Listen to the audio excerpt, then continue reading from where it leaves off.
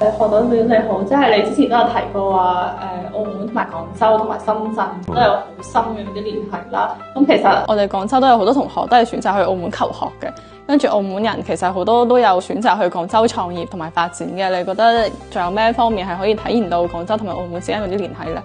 其實我鄉下都係廣州，我哋咁多年嚟同廣州，因為文化語言都比較接近啦，咁所以廣州作為廣東嘅省會城市咧，我相信都係喺整個粵港嘅大灣區入邊未來發展最大嘅一個空間。我啱啱喺廣州翻嚟，廣州出咗15規劃，第一佢哋要挑大梁、作示範、走在前，咁呢啲都係未來點樣去打造個新廣州，呢個係離不開同香港、澳門嘅互動，因為你要走在前嘅話，一定係加強國際嘅接口，點樣加強同區域性嘅合作。咁廣東省有個粵港澳大灣區嘅整體規劃嘅綱要入邊，點樣更好地聯動我哋4個中心城市：廣州、香港、澳門、深圳，點樣發揮好我哋國家嘅國際窗口平台，點樣去更好地融入去呢個發展，離不開稅務嘅合作。我覺得呢個係好必然嘅。咁你見到廣州嘅15規劃入邊都講到更好地發揮中葡呢個合作服務平台，尤其是喺農產品、農業嘅交易或者係大宗商品嘅交易。咁我覺得呢個喺葡語系國家有好多嘅大宗商品可以透過澳門更好地去進入我哋國家嘅發展。呢個係我哋揸緊呢個機遇，我覺得呢個係未來我哋必定要做嘅一個課題。咁我哋點樣更好地喺嚟緊5年去發揮好澳門呢個平台？點樣去突出廣州同澳門嘅對接？點樣去加強稅務嘅一個合作？我覺得呢個係未來呢5年我哋要緊密去做多啲嘗試。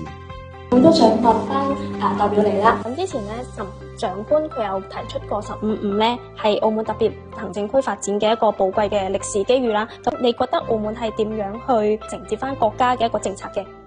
咁14啱啱規劃，我哋啱啱叫收官完咗2025年。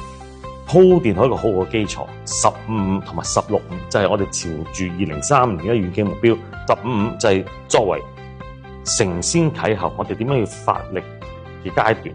咁澳門特區政府亦都有我哋嘅5年規劃，而家準備去謀我哋第3個5年規劃嘅時候，我哋點樣要主動對接國家嘅15規劃？點樣做好？我成日都講國家所需，澳門所長。我哋嚟緊我呢第三個5年規劃點樣要主動地對接15，先係澳門未來發展嘅方向。所以你見到岑敖暉特首啱啱提出咗4個新嘅產業園區，呢啲都係逐步地、主動地去銜接翻國家15規劃。咁當然，我哋而家對15規劃入邊邊幾個核心，我哋好快就會知道。咁呢個核心入邊其實都離不開就係新嘅產業、人工智能，我哋點樣去更好地去創設，呢啲都係澳門可以未來喺呢個機遇口入邊更好地發揮我哋作用。